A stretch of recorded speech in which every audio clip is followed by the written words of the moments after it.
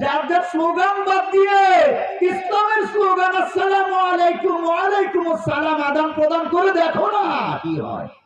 বলবেন হুজুর কোন কি এইসব রাজনৈতিক মিছিলে এই ধর্মীয় গুলো চলে?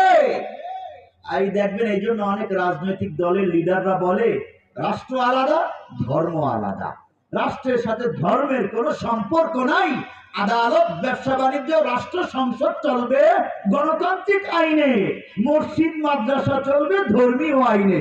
কয় কি কয় না? এটা ভুল বক্তব্য।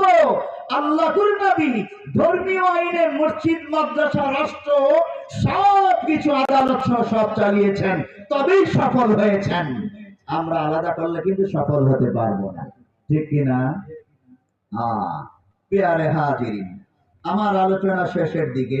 তো যেই কথা বলছিলাম, শান্তি চুক্তি